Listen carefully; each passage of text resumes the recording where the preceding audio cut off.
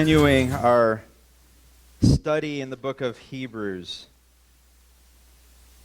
At part 10 of Don't Go Back. And as we get started this morning, I want us to consider a few scenarios. Scenario one, let's just, it's kind of a make-believe imagination time right now. Imagine you came into the sanctuary this morning and there was somebody here who you saw for the first time. You didn't know who that person was, who that person is. And you see them kind of over there and they're just kind of in the corner, and you start talking to, one of your friends, one of your brothers or sisters in Christ, and you're talking. Well, all of a sudden this person who you don't know, they approach you and they introduce themselves. And they let you know a little bit about them. And one of the things that's interesting about them is that they are the owner of the Cincinnati Reds. They own the team. They are the team owner. They just happen to be at L.A. this morning. And it's two of you talking, one and another. So there you are, and there's one of your friends. And this person comes up to you and says, I don't know, I just felt drawn to come here this morning, and I'm in a giving mood. So to you, let's say I'm in this scenario, they come to me and they say, so to you, I want to give you something this morning. As the owner of the Cincinnati Reds, I want to give you this. There's a little sign here that you can hang on your wall. And you can place it there on your wall, and you can see that it symbolizes the Cincinnati Reds. The credit for the sign goes to my brother who gave it to me this past week so I could use it in this illustration. So there is the Cincinnati Reds, and you can put that on your wall, and you can be reminded of that special time where you were given that opportunity of owning that sign that symbolizes, that represents, that shows forth the Cincinnati Reds. Now you're talking to one of your friends, and he looks to your friend and he says this, I am in a giving mood. So here's what I want to give you this morning. I want to give you the organization of the Cincinnati Reds. You get the entire team. And there you are, and you're looking at your friend and you're thinking to yourself, I got a sign, I got a symbol, I got a representation that I can hang on the wall. I like that, but here this person was given the opportunity of having the entire team given to them. Now you look at that story, you look at that, which has more value? Which is more valuable? Something that just symbolizes the Cincinnati Reds, or having that organization? Answer to yourself, which one of those is more valuable? Which has a greater value? Scenario number two, you and that same friend. You decide you want to have a meeting with somebody important. There's stuff that's on your mind. You're thinking about. You want to get that out. You want to help make a change in this world. You want to help make a change in this nation. So you decide, I want to have a sit-down meeting with the President of the United States. So you and your friend, you write a letter to the President that says, I just want 2 hours of your time. You get a letter back that says, hey, you can have the scheduled appointment with a representative for the President of the United States. Just somebody who you can sit down with for 2 hours who represents the President. You think to yourself, that's kind of a valuable thing. And your friend lets you know something. Hey, I just got a letter in the mail.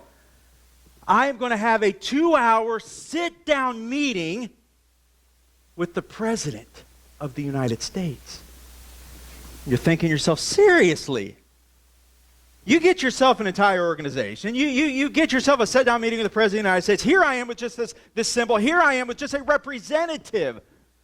Like, seriously, which has a greater value? Think to yourself, which has a greater value in that scenario? Scenario number three. You want to go visit the Eiffel Tower. It's been a dream of yours to be able to go visit the Eiffel Tower, but you can't afford that. You're talking to your friend. Your friend says, hey, listen, I'll go on your behalf. I'll go for you. I can afford it, so I will go and I will take a picture of the Eiffel Tower and I will send it to you. And if that's not enough, I have a little model of the Eiffel Tower in my basement. You can go visit that anytime you want. But I'll go for you and visit the Eiffel Tower. Which of those things has the greater value? And we look at those physical stories that can bring about a spiritual illustration to us, and let's think about this spiritually. What has the greatest value? What has a greater value? Something that symbolizes the real thing or the real thing? Someone representing the real thing or the real thing? The actual person that you're seeking out. How about this? Someone who can go for you, or you being able to go yourself? And with those answers in our thinking, we're going to finish Hebrews chapter 4 this morning and go on to Hebrews chapter 5. As we look at the 10th part of our series, Don't Go Back.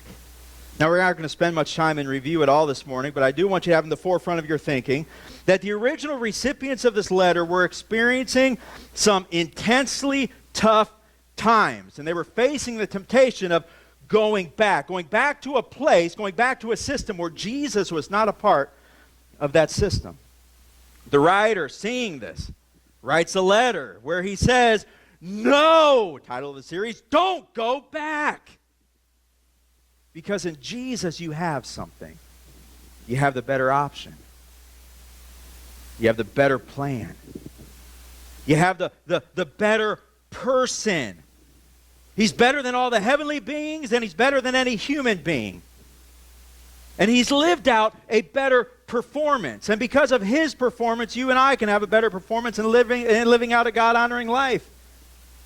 And with that quick review, we're going to arrive here at Hebrews chapter 4 and verse number 14, and we're going to see the reality that Jesus is also the better priest. Now, before we begin reading here in verse number 14, I want to point out the significance of the priests within the Jewish culture. They were the go-between when it came to God and his people. And at any point during the Old Testament times, there would be hundreds of priests that were ministering to the people, that were playing this role of a go-between. But at any point, there would only be one high priest. And they weren't elected to 2 or 4 year terms. They usually served life terms. So every generation that lived would probably only know 2 or maybe 3 different high priests at the most.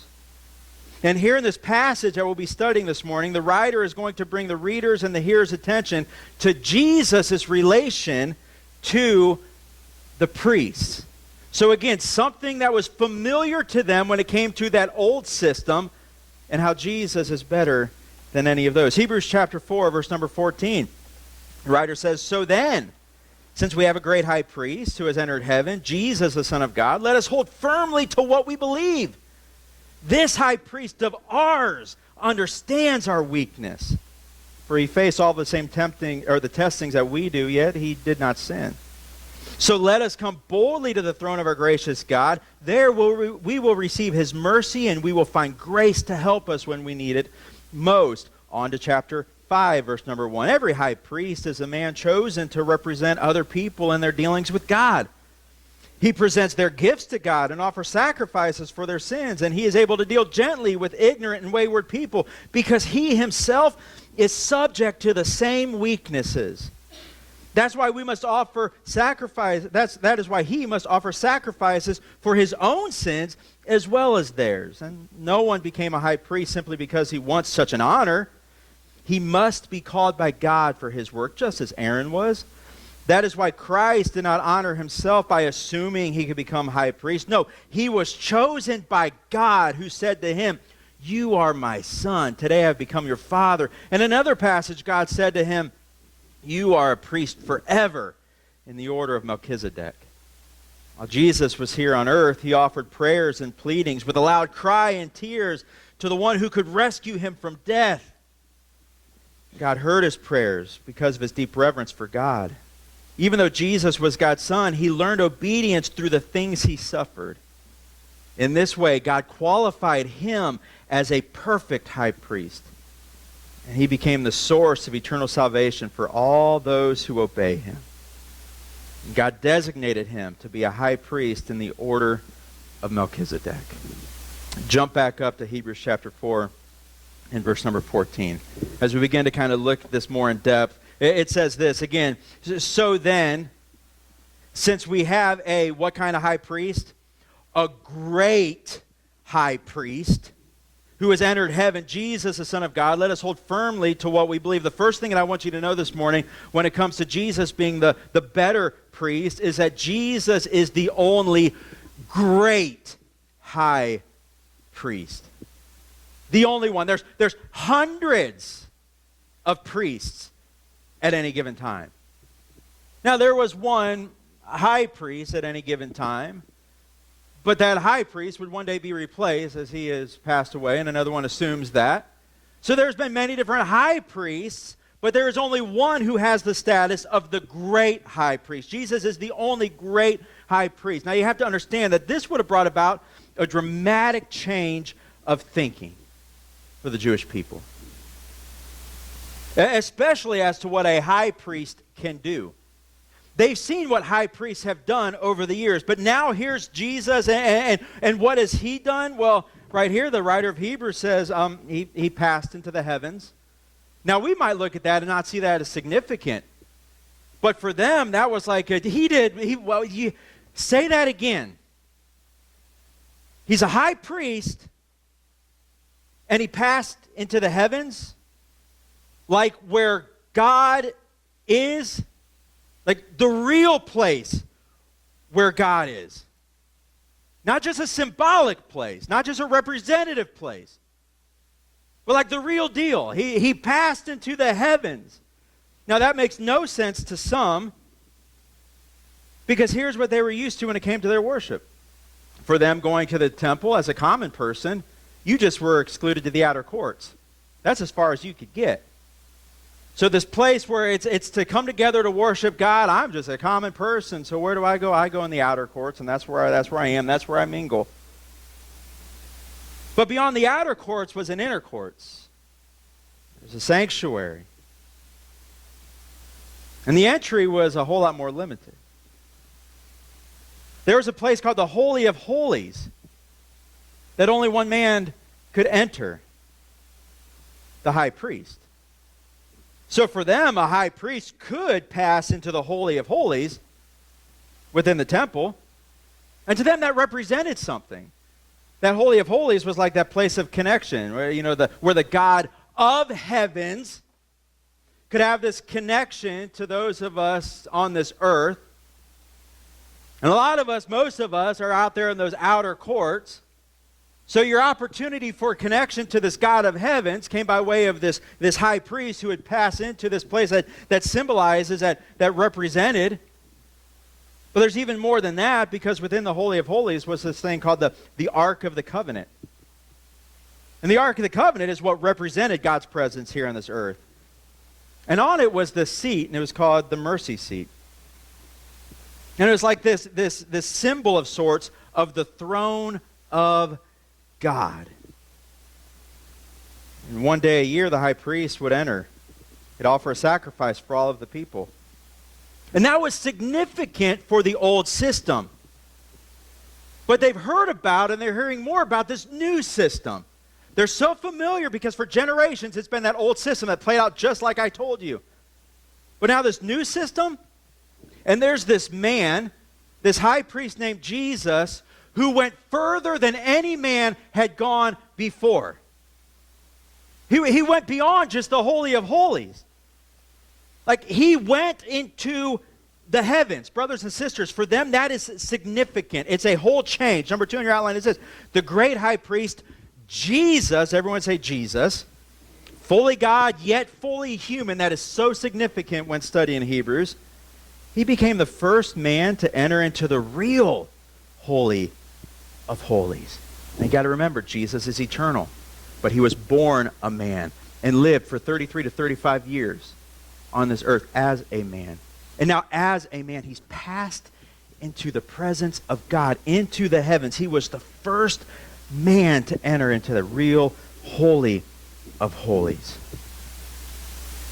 Like, man, not just a spirit, but a man, body form. It's life-changing. Jesus, who's fully God yet fully man. And he went beyond the Holy of Holies. He went into the heavens. And the writer goes on to emphasize how this great high priest also happens to be the King of Kings, who happens to be the Lord of Lords. How this great high priest can sympathize with the common man. Again, this would be quite the change.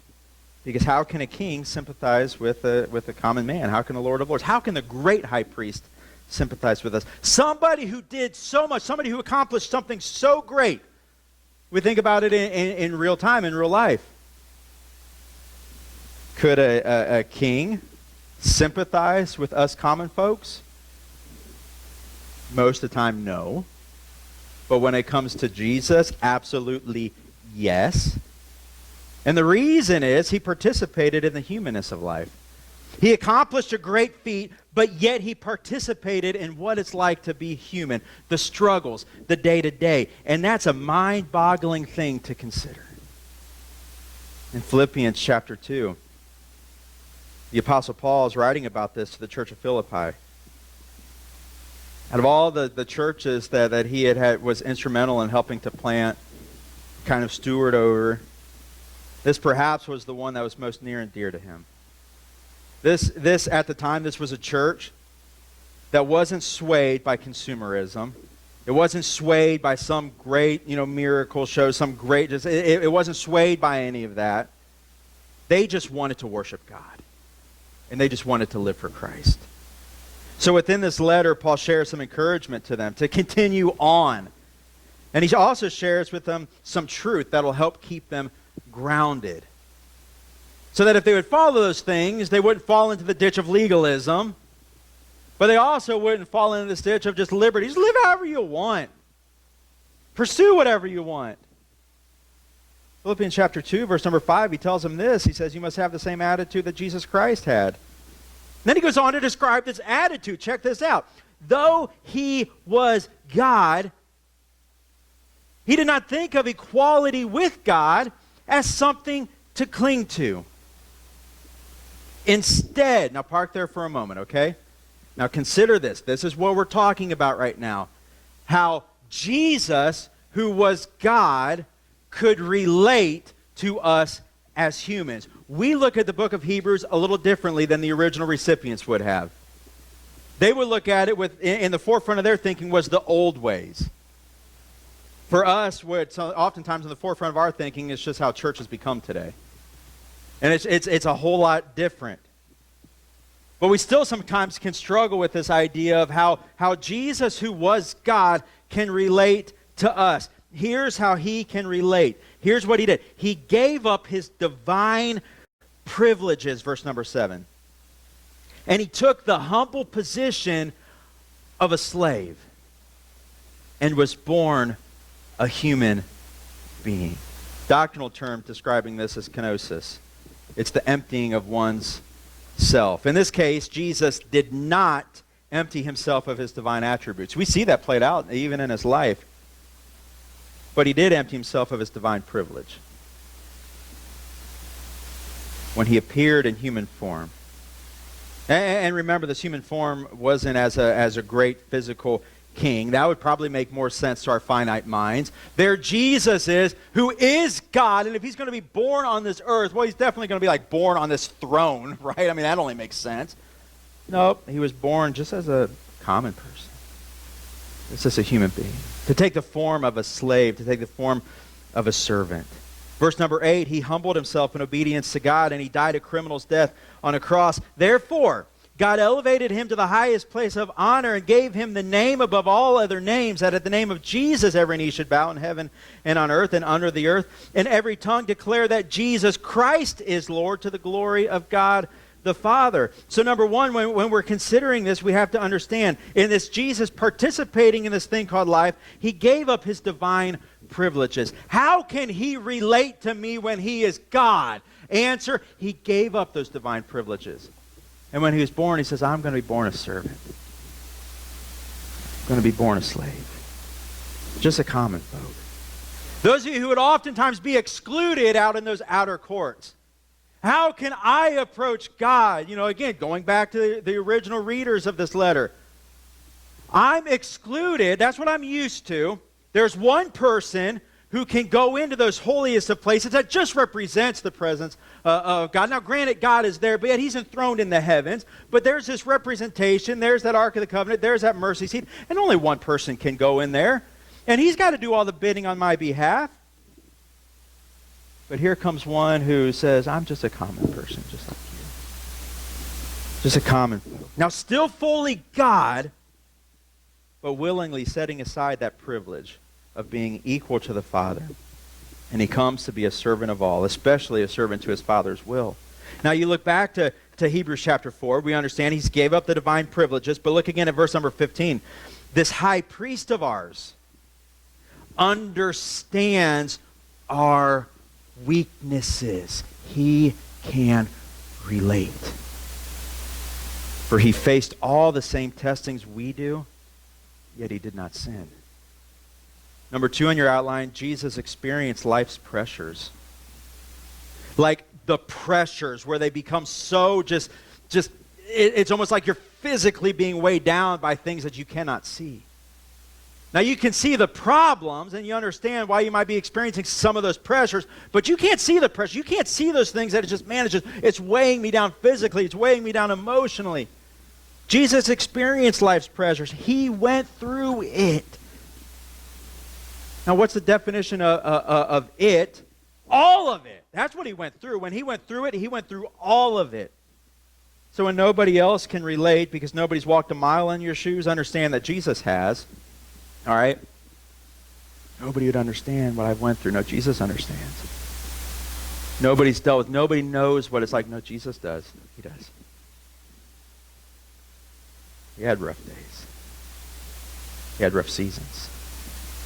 He experienced pain. Physical pain. Emotional pain. He experienced loss of loved ones.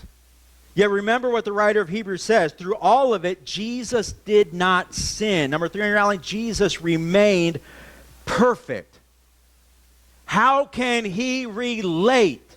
Well, he set aside the divine privileges and he experienced the pressures. But yet, because he remained perfect, he's able to accomplish something. He goes through the human experience, but he did it in a way that no other human ever has and no other human ever will do again. He did it perfectly. And thank the Lord for that. Because of it, we're presented with an awesome opportunity. You look on to verse number 16. So here's the opportunity. So let us. All right, now point to yourself and point to those around you. It's talking about us, all right? Believers, so let us boldly come to the throne of our gracious God. There we will receive his mercy, and we will find grace to help us when we need it most. So Jesus is the only great high priest who accomplished something no other priest had accomplished before. And because of what he accomplished, we can now, number 2 on your outline, boldly approach the throne of grace. Because here comes along a high priest who did something no other high priest could do. He went straight up into the heavens, and he says, come with me. Boldly approach the throne of the living God. This as well would require quite the change of thinking for the Jewish people. Once there was only the high priest who could approach the representation, and when he did that, he had to do it with a fear for his life. Because if there was any fault in him, any unconfessed sin that proved that he was unworthy, you know what would happen to him? He'd be struck down. So there had to be like this timidness as he was approaching, as he thinks to himself, like, I sure hope I've got everything squared away. I sure hope that there's not anything hidden, any hidden sin, because if I approach that Holy of Holies with a hidden sin, struck down just like that. That's why it's believed from studying back artifacts, all that kind of stuff in history, and people who are a whole lot smarter than any of us as they're studying and things, that it's believed that the reason for a bell upon the high priest was that if that bell quits kind of jingling a little bit, and instead of hearing the jingle, you hear a thud. You got a rope tied to him, and you're pulling him out of there because, well, okay, he apparently something went awry. Apparently there was some sin, some fault, something. He wasn't able to even boldly approach the Holy of Holies. But here, the writer of Hebrews is saying we're invited to come boldly to the throne of grace. Us common folk? Us people who'd be limited to the outer courts? Who couldn't even come close to a room that had within it something that represented the God of heavens. And now we can boldly approach his throne of grace, where we can receive something, where we can receive much needed mercy. Where mercy being the deliverance from judgment, not getting what we deserve.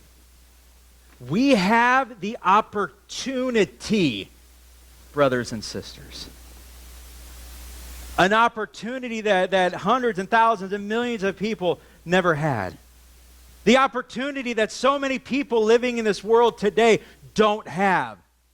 You and I have the opportunity of boldly approaching God's throne of grace. That, my friends, is awesome. That's something that should stir something inside of you spiritually, where it's like, wow, do we have such privilege? Why do we have such privilege when we're so undeserving? That should be something that even in your days where you're just the gloomiest, it's just like, I'm just in one of my moods today, where you just think about that and, man, that could change it. I have the opportunity of boldly approaching the throne of grace and to receive mercy. This deliverance from the judgment that's due me. Because I know what I've done. I know what I still do, but yet God's mercies are new every single day. Where I'm not getting what I deserve. But there's not just mercy that's poured out from that throne of grace. There's also that grace. So we have the opportunity to boldly approach the throne of grace. That's why the writer of Hebrews is saying, brothers and sisters, you don't understand. Why would you want to go back to a system like you're coming out of? Why would you want to go back to the former ways? Do you not see what you have in front of you? Like it's just right in my life. Did you see it? Don't go back. It's right here in front of you. You can receive grace being poured out from that throne. Unmerited favor. Don't deserve it. But God pours it out upon us. Divine empowerment. Grace. God's riches at Christ's expense that allows us to live out a successful and victorious Christian life. And when do we receive those things? The writer of Hebrews says when you need it most. It's there. Time and time again, Scripture tells us the benefits of such grace. Such as it's a necessity when dealing with our sin issues, whether it be the need of salvation, for by grace are you saved, or whether it be our ability to overcome sin, because where sin abounds, what abounds even more? Grace. But considering the context of Hebrews and the temptation to go back to easier times, I want us to look at 2 Timothy chapter 2.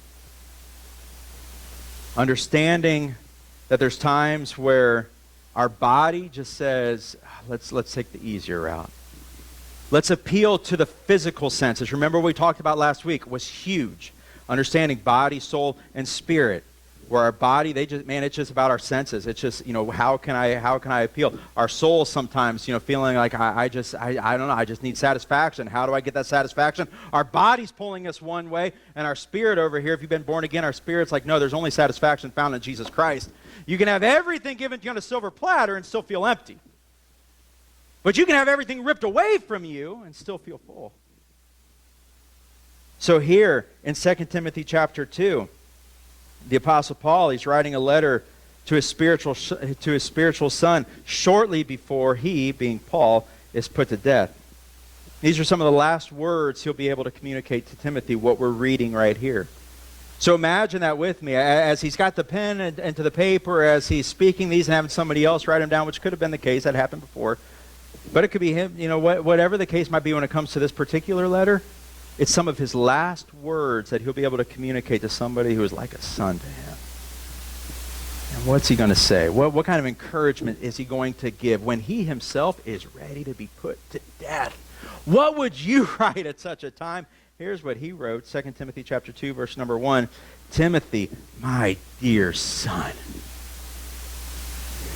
be strong. Nudge your neighbor and say, be strong.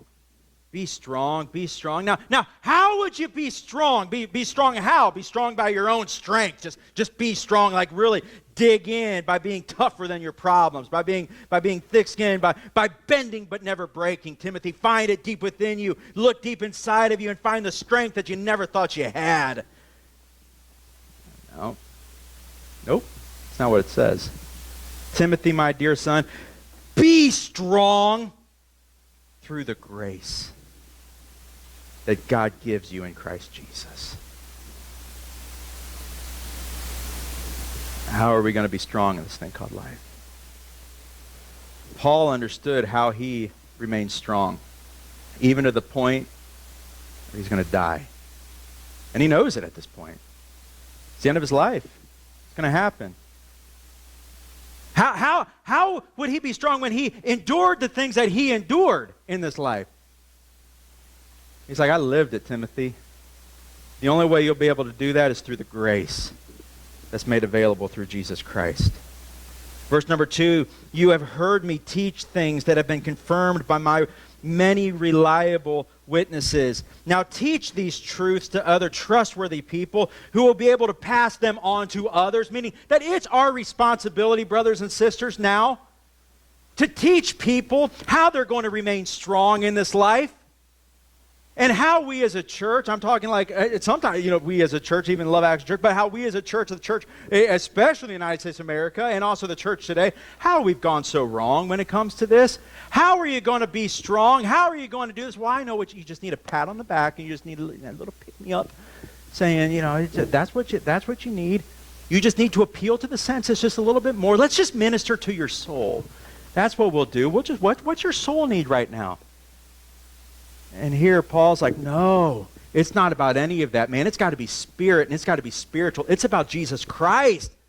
That's where the solution is. That's where everything that you need is going to be found through the grace of Jesus Christ. And we are the ones now who are to pass that on to others. But by God's grace. Thank the Lord for God's grace. How could you endure the things that by God's grace? How will I be able to endure? For all of us, that should be our testimony. How are you making it through? God's grace. How will you make it through? God's grace. That's where my strength comes from.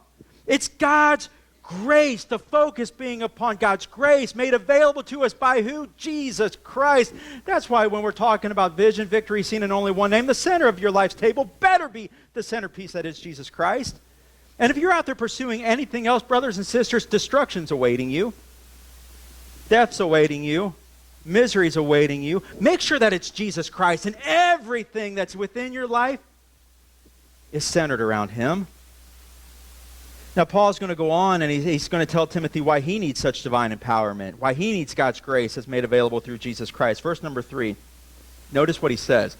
To Timothy, his dear son, who he loves so much, endure suffering along with me. Wow. Now that's polar opposite of what's oftentimes proclaimed and preached today. Endure suffering along with me. That's what we're going to do in this life. Instead, it's one of those, pursue prosperity along with me. No, here he's just like, endure suffering along with me. As a good soldier of Christ Jesus. Notice that soldier aspect. Because here we are finding ourselves in the spiritual battles. As a good soldier of Jesus Christ, brothers and sisters in this life, throughout Scriptures, there's no apology made for the fact that there will be many trials and many sorrows in this life. There's going to be suffering within this life, but God gives grace. That's what your focus needs to be on, all right? Not on the struggles, not on the trials. Don't let them catch you by surprise, but don't become focused on those things, because then you will be the defeated one. Instead, remember, there's a defeated foe who, when Jesus spoke the words, "It is finished," he meant it is finished. He disarmed the adversary, so we have a victory made available through Jesus Christ. And how's that victory going to be lived out? God's grace. So that's what my focus has to be on. That's what your focus has to be on, God's grace. Paul goes on and he says this. Notice verse number 4. Soldiers don't get tied up in the affairs of civilian life, for then they cannot please the officer who enlisted them. And athletes cannot win the prize unless they follow the rules. And hardworking farmers should be the first to enjoy the fruits of their labor. Think about what I am saying, and the Lord will help you understand all of these things. So much in those 4 verses that we could spend hours on.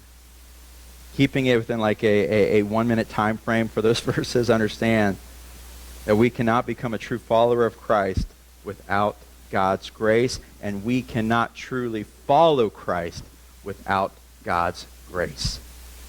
There'll be seasons that are tough. There'll be struggles that are real. There'll be worldly distractions that'll try to dissuade you.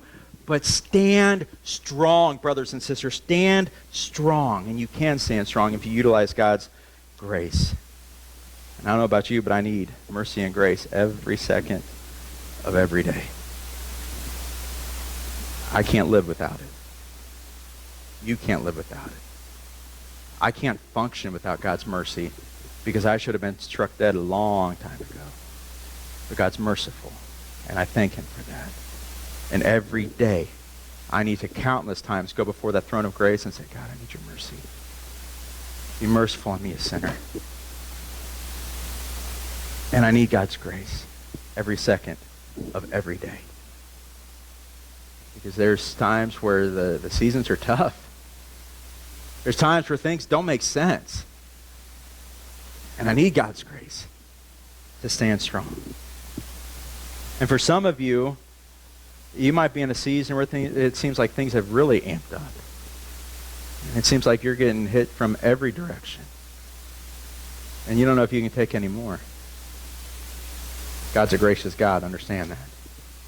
And you have permission to boldly approach a throne where God's grace is being poured out. But also understand this, number 3 on your outline, one's knowledge about Jesus and their thoughts about God will determine what they gain. What you and I know of Jesus will determine if we approach the throne of God. Because some of you might not have been convinced up to this point of the opportunity that you have. The opportunity that's been presented to you that you can approach such a place. How could I, someone who is so unworthy, approach a holy God? And some of you might have convinced yourself that God will never hear my prayers. God's got so much more on his plate than to hear from, little Matt Smith, there in Crestline, Ohio this morning. What you and I know about Jesus, the fact that he did something that no other priest could do, that he's entered into the heavens and he's looked back and said, come on, come with me. Come with me. There's a throne there that we can approach. What you and I know about Jesus will determine what's gained, what's added to your life.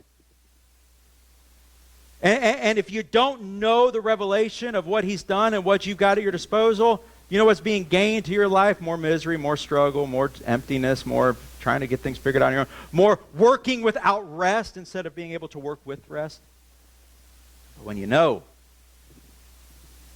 something about Jesus, when you know these truths about Jesus, you begin to gain the mercy and the strength that you need, that is made available, that place of intimacy with God, where his manifest presence can be experienced in your life, where it's not about me, it's not about you, it's not even about our problems.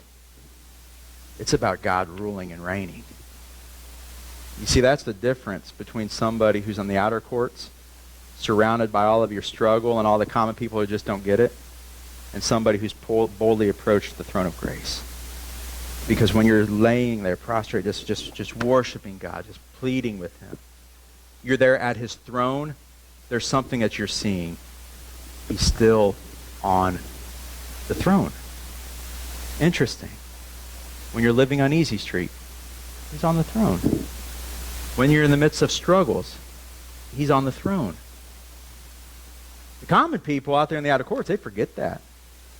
But when you and I are there looking at him, seeing him, experiencing him for who he is, we see that he is truly a God who is still on the throne, meaning he is ruling and reigning, meaning he has everything under control, that nothing happens by chance and nothing happens without his blessing. that he is a God who knows what he is doing. He doesn't need to be second-guessed. He doesn't need to be doubted. On to Hebrews chapter 5, breezing through these verses. Understand that with me. Okay, so just start verse number 1 right here. Again, about the knowledge about Jesus that can greatly affect what we gain, about what we think about God. Every high priest is a man chosen to represent other people in their dealings with God, and he presents their gifts to God and other sacrifices for their sins. And he's able to deal gently with ignorant and wayward people because he himself is subject to the same weaknesses. That is why he must offer sacrifices for his own sins as well as theirs. Now again, these are hearers and these are listeners and these are readers who they get that. They understand that the high priest needs to be able to relate to man, needs to be able to sympathize with them. But that man's just a human, so he has to deal with his own sins as well as with theirs. But Jesus was different. He went through it perfectly. Verse number 4, and no one can become a high priest simply because he wants such an honor. He must be called by God for this work, just as Aaron was. That is why Christ did not honor himself by assuming he would become a high priest. No, he was chosen by God, who said to him, "You are my son, today I have become your father." In another passage, God said to him, "You are a priest forever in the order of Melchizedek." We understand that when it comes to this idea of who Jesus is, that he's one who's been ordained by the Father. He's been chosen, he's been called. Now, the Jewish loyalists would be following along at this point and would be thinking to themselves, okay, I'm getting that, I'm getting. But once they read or once they heard what we just read or heard, that's where they would start to poke holes in his argument. And they would be like, whoa, wait a second here. Pump the brakes. Jesus was not from the tribe of Levi. He came from the tribe of Judah. Therefore, he cannot be a high priest because he didn't come from Abraham's line. But here the author is like, I know what some of you are thinking, so let me just go ahead and add a woe to your woe and let you know that he is a high priest because he came from the order of Melchizedek. Begs the question, who is Melchizedek? Don't know much about him other than his name means king of righteousness. He is a king of Salem. And when he crossed paths with Abraham, Abraham is the one who had given a tithe to Melchizedek, showing that Abraham's like, hey, okay, you got a greater status there, so it's all about you. That's the line that Jesus came from, which tells us this, that when it comes to him being a high priest, he outranks all others because he comes from a line that outranks all others. Now continuing on, verse number 7, while Jesus was here on this earth, he offered prayers and pleadings with a loud cry and tears to the one who could rescue him from death. And God heard his prayers because of his deep reverence for God. Even though Jesus was God's son, he learned obedience through the things he suffered. In this way, God qualified him as a perfect high priest. And he became the source of eternal salvation for all those who obey him. And God designated him to be a high priest in the order of Melchizedek. Not only is Jesus ordained by God, but be on your outline, Jesus is fully qualified.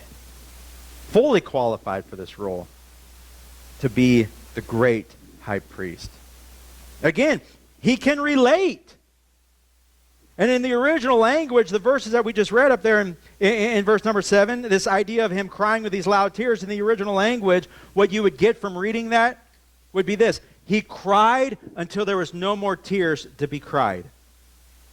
Not because he got over it, because he was moved to such a point where his body could no longer manufacture those tears. They could no longer produce the tears. And the reason being here, it's not just about some pain that he was enduring, some physical pain. It's not just about, the heartbreak for humanity and what they're facing.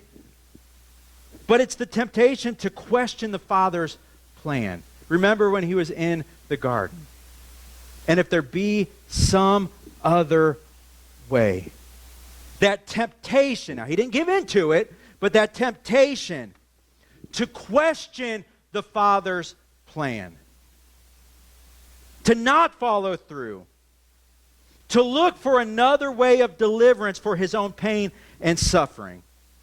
And it's through this he learned obedience in his suffering. How can he relate to us? Because he knows what it's like to be facing that situation where you're like, do I look for another way? Do I pray for another way? That's the way I'm going to go. I understand that this is what you're saying, God, but that's what I'm going to do. He was in the midst of that.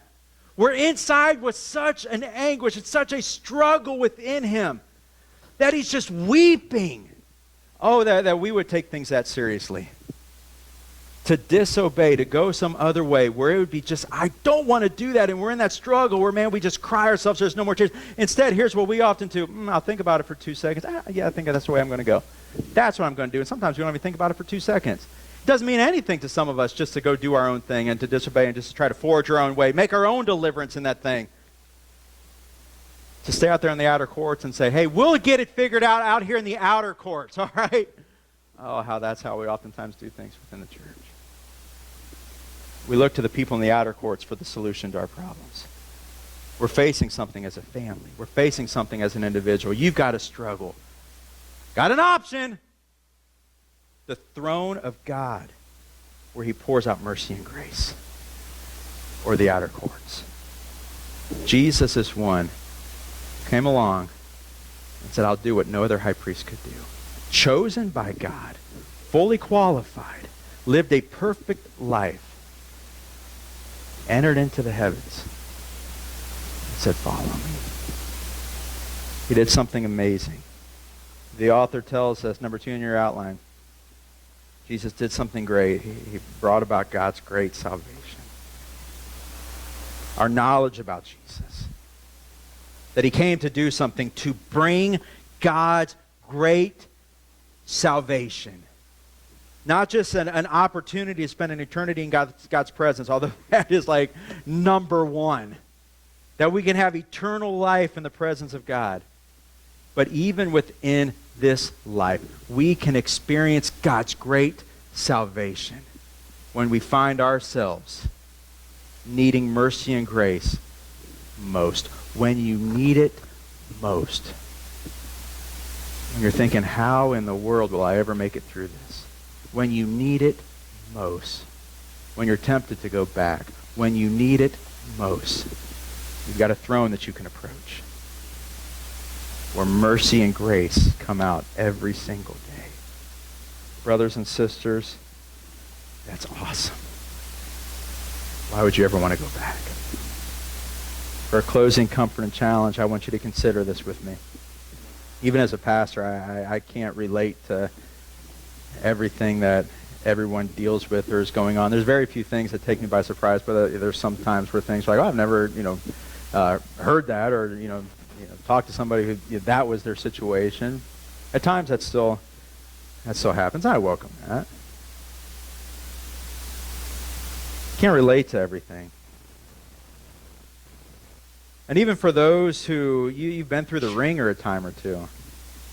Like you've experienced life, and when I'm talking about life, I'm talking about like real life that hits hard. Even for them, you can't relate to everything that someone's going through. But Jesus can.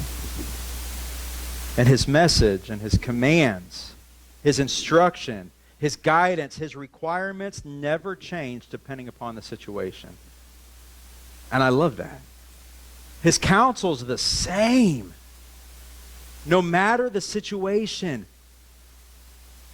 God didn't author a different book depending upon what you're going through, what you've came through, your past, your experiences. He authored the same book, and it's just like right there. It's truth, and it works. The truth that is Jesus Christ, the truth that is Scripture, it's the same no matter the circumstance. It's the same no matter the person. And all the while, the instruction's the same. God's throne of grace and mercy remains the same. The same throne that Paul approached and told Timothy to approach. The same throne of grace that the writer of Hebrews is telling us as believers, approach. Countless children of God have boldly approached that throne of grace. And it's never ran out of the mercy and grace that people are seeking. We have a call to follow Jesus in this life. Sometimes that's hard. Sometimes that's difficult. But all the while, Jesus says, while you're following me, remember where you're following me to. He's passed into the heavens. But yet we're still here on this earth. He's passed into the heavens, so what do? You boldly approach the throne of grace. And you make it through this life. Just like Paul did. Just like Paul tells Timothy he'll do. Just like Timothy relayed to the church, that's how you'll do it. Just how we should be relaying it to people as well. How do you make it through? How to make it through? You need God's grace. And you need God's mercy. And I can't just, boldly approach the throne of grace for somebody. Although we can intercede and we can lift one another up, but what we need to do is to encourage people to seek out Jesus. And he'll take you someplace. He'll take you to a throne where for the first time, you don't have to be shaken by what takes place in this earth because you understand something. Here I am bowed before a throne where a sovereign God has everything under control. Brothers and sisters, that is comforting. That's a real place. But I want you to accept this challenge to be sure that you know him. To be sure that you're following him.